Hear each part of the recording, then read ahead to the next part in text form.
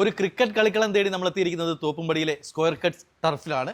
അപ്പോൾ ഏതായാലും ഈ കളിക്കളത്തിൻ്റെ വിശേഷങ്ങൾ ഈ ടർഫിൻ്റെ ഓണർ നമ്മളോടൊപ്പം ഉണ്ട്. അത് പറയാനായിട്ട് നമുക്ക് വെൽക്കം ചെയ്യാം. വിമലേഷ് സാർ. സാർ സ്വാഗതം. ഹലോ. എങ്ങനെ പോകുന്നു ബിസിനസ്സൊക്കെ? ബിസിനസ് നല്ലപോലെ പോകുന്നു. നല്ലപോലെ പോകുന്നുണ്ട്. ഇതിപ്പോൾ എത്ര നാളായി സ്റ്റാർട്ട് ചെയ്തിട്ട്? ഇത് 7 months ആയി തുടങ്ങി. 7 months ആയി. ഇത് തുടങ്ങാനുള്ള ഒരു പ്രചോദനം? എനിക്ക് ഭയങ്കര ക്രിക്കറ്റോട് സ്നേഹം ഉണ്ടായിരുന്നു. അപ്പൊ എൻ്റെ തലമുറയിൽ എനിക്ക് കളിക്കാൻ പറ്റിയില്ല. എൻ്റെ കുട്ടികൾക്ക് വേണ്ടിയിട്ടാണ് ഈ സംഭവം സ്റ്റാർട്ട് ചെയ്തിരിക്കുന്നത്. ശരി. They are playing under 14 and under 12. Oh, okay, nice. And they are into coaching everything. ഞാൻ ഉള്ള എല്ലാ കാര്യങ്ങളും പുള്ളിക്ക് ചെയ്തു കൊടുക്കുന്നത്. പിന്നെ എന്താണ് ഇത് പബ്ലിക്കിലേക്ക് കൊടുക്കാനുള്ള ഒരു സാഹചര്യം? പബ്ലിക്കിലേക്ക് എൻ്റെ ഫ്രണ്ട്സ് പറഞ്ഞു, നീ ഇത്ര നല്ലൊരു പ്രൊജക്ട് ചെയ്യുമ്പോൾ ഇത് നല്ലൊരു ഐഡിയ, നല്ല വിഷനാണ്, നിങ്ങൾക്ക് അത് സുഖമായിട്ട് നിങ്ങൾക്ക് പബ്ലിക്കലി ഓപ്പൺ ചെയ്ത് കഴിഞ്ഞാൽ അത് നല്ലൊരു ഓപ്ഷൻ, പബ്ലിക്കിനും കൂടി ഒരു ക്രിക്കറ്റിനെ ഇഷ്ടപ്പെടുന്ന എല്ലാവർക്കും ഇവിടെ വന്ന് പ്രാക്ടീസ് ചെയ്യാം. ബാറ്റിംഗ് സ്കിൽസ് ആണ് മെയിൻലി നമ്മൾ നോക്കുന്നത്. ശരി. ഇതിപ്പോ ഇതിന്റെ എക്യുപ്മെന്റ്സും കാര്യങ്ങളൊക്കെ എവിടെ നിന്നായിരുന്നു വാങ്ങിയത്? എക്യുപ്മെന്റ്സ് നമ്മൾ വാങ്ങിച്ചത് ഹൈദരാബാദിൽ നിന്നാണ്. 2 മെഷീൻ ഹൈദരാബാദിൽ നിന്ന്, 1 മെഷീൻ മീരറ്റിൽ നിന്ന്. മീരറ്റാണ് ഹബ്ബ് വരുന്നത്, ക്രിക്കറ്റ് ഹബ്ബ് ഇന്ത്യയുടെ. എത്ര വരെ സ്പീഡിൽ നമുക്കിത് 60 കിലോമീറ്റേഴ്സ് മുതൽ 160 കിലോമീറ്റേഴ്സ് വരെ നമുക്ക് സ്പീഡ് സെറ്റ് ചെയ്യാൻ പറ്റും. പിന്നെ സ്വിംഗ് ഉണ്ട്, സ്പീഡ് ഉണ്ട്, സ്പിൻ ഉണ്ട്, എല്ലാ കാര്യങ്ങളും. സ്പിന്നും ഉണ്ട്, ടേൺ ചെയ്യും. ഓക്കെ. അപ്പൊ നമുക്ക് ഇതിന്റെ ഒരു ഇപ്പൊ ഒരു 6 മാസമായി പബ്ലിക്കിലേക്ക് വന്നിട്ട്. അതെ അതെ. അപ്പൊ ഇത് ഇത്രയും തുടങ്ങാനായിട്ട് വന്ന ഒരു ചെലവ് എനിക്ക് നിയർ അബൌട്ട് ഒരു 6 to 7 lakh rupees വന്നു. അതെ അതെ. മെഷീനാണോ കൂടുതലും ചെലവ്? മെഷീനാണ് കൂടുതൽ ചെലവ്. പിന്നെ അത് മെയിൻ്റെനൻസ് ആണ് ഏറ്റവും വലിയ കാര്യം. അതെങ്ങനെയാണ് മെയിൻ്റെനൻസിന് വേണ്ടിയിട്ട്? മെയിൻ്റെനൻസ് നമ്മൾ വരുന്നത്, ഞാനൊരു ഇലക്ട്രീഷ്യൻ ആയ കാരണം ഞാൻ തന്നെ മെയിൻറ്റെയിൻ ചെയ്യും. പിന്നെ പാർട്സ് പുറത്തുനിന്ന് വരിച്ച് നമ്മൾ തന്നെ റിപ്പയർ ചെയ്യാം. ഓക്കെ. അതായത് നമുക്ക് ടർഫിലെ കളിക്കളത്തിലേക്ക് നീങ്ങി കുറച്ചുകൂടെ കാര്യങ്ങൾ സംസാരിക്കാം.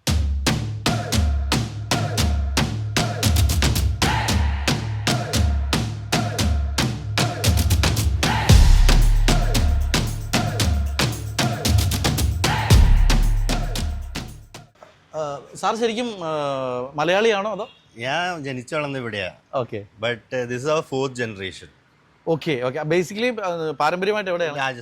രാജസ്ഥാനാണ്. അതെ അതെ. ഓക്കെ. അച്ഛൻ എൻ്റെ മാവേലിക്കരയിൽ വന്ന് പഠിച്ചതാണ് ഇവിടെ. ഗവൺമെന്റ് സ്കൂളിൽ മലയാളം നല്ലപോലെ പുള്ളിക്കറിയാം. ഓക്കെ. പുള്ളി ഇവിടെ വന്ന് ലക്ഷദ്വീപിലേക്ക് സാധനങ്ങൾ കയറ്റി അയക്കുക, അങ്ങനത്തെ ഒരു പ്രൊവിഷൻ സ്റ്റോഴ്സ് നടത്തിക്കൊണ്ടിരുന്നു 35 years.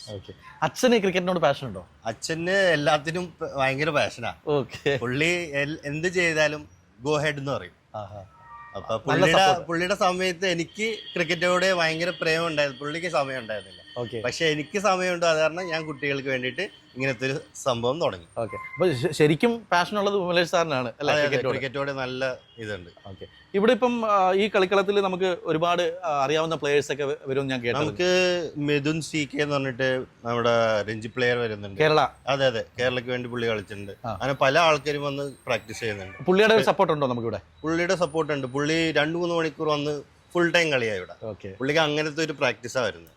പ്ലസ് അതല്ലാണ്ട് രാജസ്ഥാനിൽ നിന്ന് വന്ന് രാജസ്ഥാൻ ക്രിക്കറ്റ് അസോസിയേഷനിലുള്ള ആൾക്കാരും വന്ന് കളിക്കുന്നുണ്ട്. കേരളയുടെ പോലത്തെ ആൾക്കാരും നേവിക്കാർ ഇവിടെ വന്ന് കളിക്കുന്നുണ്ട്. അപ്പൊ ഇതിപ്പം ഞാൻ പറഞ്ഞു കേട്ടിരുന്നു, ഇപ്പൊ തുടക്കത്തിൽ ഇതൊരു വലിയ പ്രോഫിറ്റ് ആയിട്ടൊന്നും ആലോചിക്കുന്നില്ല. അല്ല, നമ്മള് പ്രോഫിറ്റ് ഇതിനകത്ത് നോക്കുന്നേ ഇല്ല. Because this our own building. So നമ്മുടെ ചെറിയൊരു കുട്ടികൾക്ക് വേണ്ടിയിട്ടുള്ള ഒരു നോളേജ് ആയിരുന്നു. പ്ലസ് നമ്മൾ മണിക്കൂറിൽ ഒരു 500 രൂപ വെക്കുന്നുള്ളൂ. അത് നമ്മുടെ ഒരു എക്സ്പെൻസ് മീറ്റ് ചെയ്ത് പോകാൻ വേണ്ടി, അല്ലാണ്ട് ഇതിനകത്ത് പ്രോഫിറ്റ് നമ്മൾ നോക്കുന്നില്ല. ഇത് ക്രിക്കറ്റിനുള്ള ഒരു പ്രൊമോഷന് വേണ്ടിയിട്ടാണ് നമ്മൾ ചെയ്യുന്നത്. ഓക്കെ. ഇനി നമ്മളിപ്പോൾ ഒരു മണിക്കൂറിന് ഇപ്പോൾ 500 ആണെങ്കിലും നമുക്ക് എത്ര ബോൾ ഫേസ് ചെയ്യാൻ കിട്ടും? നിങ്ങൾക്ക് നിയർലി 40 to 45 hours നിങ്ങൾക്ക് ഫേസ് 40 to 45 hours. ഓക്കെ. അതായത് നിയർലി 250 balls, 300 balls. ഈ ബോൾസ് ഒക്കെ എവിടുന്നാ? ഇത് ബോൾസ് ഞാൻ വരുത്തിക്കുന്നത് മാക്സിമം എല്ലാ സാധനങ്ങളും മീരറ്റിൽ നിന്നാണ് വരുത്തിക്കുന്നത്, ഉത്തർപ്രദേശ്. അതെ അതെ. എങ്ങനെയുണ്ട് അവിടുത്തെ റേറ്റ് ഒക്കെ? അവിടുത്തെ റേറ്റ് ആണ് ഏറ്റവും ബെസ്റ്റ് റേറ്റ് ഇന്ത്യയിൽ. അതെ അതെ. അവിടെയാണ് മാനുഫാക്ചറിങ്. നമ്മുടെ ക്രിക്കറ്റിന്റെ എല്ലാ ഹബ്ബ്, എല്ലാ ഐറ്റംസ് അവിടെ നിന്ന് വരുന്നത്. ഇതാണ് നമ്മുടെ ഹൈദരാബാദ് മെഷീൻ. ഇതിനകത്ത് സ്പീഡ് വരുന്നത് 60 to 160 kilometers ആണ് വരുന്നത്. ഇതിനകത്ത് സ്വിംഗ്, സ്പിൻ എല്ലാം കളിക്കാൻ പറ്റും. അതെങ്ങനെയാണ് ഞാൻ കാണിച്ചു തരാം. ഇതാണ് നമ്മുടെ നോർമൽ മോഡ് വരുന്നത്, സ്ട്രെയിറ്റ് മോഡ് വരുന്നത്. ഇത് ഇൻ സ്വിംഗ് മോഡ്, ഇത് ഓഫ് സ്വിംഗ് മോഡ്. ഇതിനകത്ത് സ്പിന്നും സെറ്റ് ചെയ്യാൻ പറ്റും. ഇത് ഇപ്പോൾ കിലോമീറ്റർ വരുന്നത് 60 to 160 kilometers വരുന്നത്.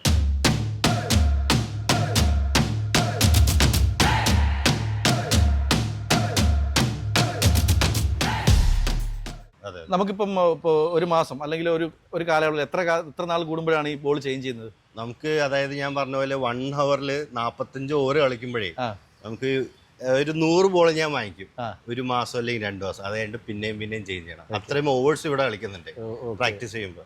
അതാണ്. ഇതിപ്പം ഡെയിലി ഇപ്പൊ ഏകദേശം എത്ര പ്ലേയേഴ്സ് ഇവിടെ വന്ന് കളിക്കുന്നുണ്ട്? നമുക്ക് ഡെയിലി ആവറേജ് നമുക്കൊരു ഒരു മാസം 150 മണിക്കൂറാണ് പോകുന്നത്. 150 മണിക്കൂർ സെയിലാവും. അപ്പൊ അതനുസരിച്ചിട്ട് മേ ബി ഒരു 100-150 ആൾക്കാരുണ്ട്. ചിലവർ 2 മണിക്കൂർ എടുക്കും, 1.5 മണിക്കൂർ എടുക്കും, അങ്ങനെ. 100 ആൾക്കാർ ഒരു മാസം കൊണ്ട് കളിക്കുന്നുണ്ട്. ഏറ്റവും കൂടുതൽ തിരക്കുള്ള സമയം ഈവനിങ് നമ്മുടെ 5 മണി തൊട്ട് ഒരു 9 മണി വരെ. നല്ല വൈബാണ്. അതെ, നല്ല വൈബാണ്. ഓക്കെ.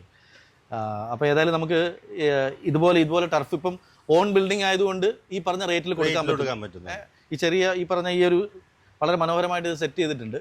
ഒരുപാട് പേർക്ക് ഈ പറഞ്ഞ പോലെ ഒരുപാട് കളിക്കളങ്ങൾ, അതുപോലെ അല്ലെങ്കിൽ ക്രിക്കറ്റ് ഇപ്പം വേൾഡ് കപ്പ് ഒക്കെ വന്ന് ക്രിക്കറ്റിന്റെ ഒരു ജ്വരമായിട്ട് നിൽക്കുകയാണ്. അപ്പോൾ ഇങ്ങനെ ഒരു ടർഫ് സ്റ്റാർട്ട് ചെയ്യാനായിട്ട് താല്പര്യമുള്ളവർക്ക് കൊടുക്കാനുള്ള ഒരു അഡ്വൈസ് എന്താണ്? ഒരു അഡ്വൈസ് ഇല്ല, അങ്ങോട്ട് പോവാ, നമ്മുടെ മനസ്സോടെ അങ്ങോട്ട് തുടങ്ങാം ഒരു ടർഫ്. അത് കുട്ടികൾ വന്ന് കളിച്ചോട്ടെ. നമ്മുടെ ഇന്ത്യയുടെ നല്ലൊരു പേര് തന്നെ അതെ ഇന്റർനാഷണൽ ക്രിക്കറ്റിൽ വരാൻ വേണ്ടിയിട്ട്. കാരണം അങ്ങോട്ട് തുടങ്ങാം. ഇഷ്ടമുള്ള പാരൻസ് പ്ലീസ് നോട്ട്. ഓക്കെ. ഇതിന്റെ ഇപ്പൊ തുടങ്ങാനാണെങ്കിൽ കയ്യിൽ നമുക്ക് എന്തെങ്കിലും ഒരു ചെറിയ എമൗണ്ട് വേണമല്ലോ. അത് എത്ര രൂപ വേണ്ടി വരും? നമുക്ക് മിനിമം ഇപ്പൊ ഓപ്പൺ ടർഫ് ഒക്കെ ആണെങ്കിൽ മേ ബി ഒരു 2 to 3 lakhs മതി. അതില്ലാണ്ട് ഇനിയും കോസ്റ്റ് കുറയ്ക്കുകയാണെങ്കിൽ നമുക്ക് ബോളൊക്കെ നെറ്റ് പ്രാക്ടീസ് ചെയ്യാം, അങ്ങനെയും ചെയ്യാം. അത് വീട്ടിൽ പേഴ്സണൽ ആയിട്ട് ചെയ്യാം, ടർഫ് ആയിട്ടല്ല. ടർഫ് ആണെങ്കിൽ പ്രോപ്പർ 2 to 3 lakhs എന്തായാലും മിനിമം. അതല്ലാതെ നെറ്റ് പ്രാക്ടീസ് എങ്ങനെ ഉദ്ദേശിച്ച ബോൾ നമ്മൾ ഹാങ് ചെയ്തിട്ട് ജസ്റ്റ് അത് വീട്ടിലെല്ലാരും ചെയ്യുന്ന പരിപാടിയാണ്. ഇതല്ലാതെ പറ്റാത്ത ആൾക്കാരാണെങ്കിൽ അങ്ങനെയും പ്രാക്ടീസ് ചെയ്യാം. പ്രൊഫഷണൽ ആണെങ്കിൽ ഒരു 10 lakhs ഉണ്ടെങ്കിൽ സെറ്റ് ആണ്. 10 lakhs ഉണ്ടെങ്കിൽ 6 to 7 lakhs ആണെങ്കിൽ സെറ്റ്. അത് ഓൺ ബിൽഡിംഗ് വേണം. All building. അതെ, റെന്റ് ഇല്ലാത്ത അങ്ങനെയാണെങ്കിൽ 10 to 12 lakhs. 10 to 12. അതെ. We are coming up with a new project in Panambali Nagar also. Nice. അപ്പോൾ ഇത് എക്സ്പാൻഡ് ചെയ്യാനുള്ള പ്ലാൻ ഉണ്ട്. ഓക്കെ. തീർച്ചയായും ഇതുപോലത്തെ ഈ കളിക്കളവും അവിടെയും സൂപ്പർ ഹിറ്റ് ആവട്ടെ അത് ഡെഫിനറ്റ്ലി നമ്മൾ പ്രാർത്ഥിക്കുകയാണ്. Anyway, thank you so much.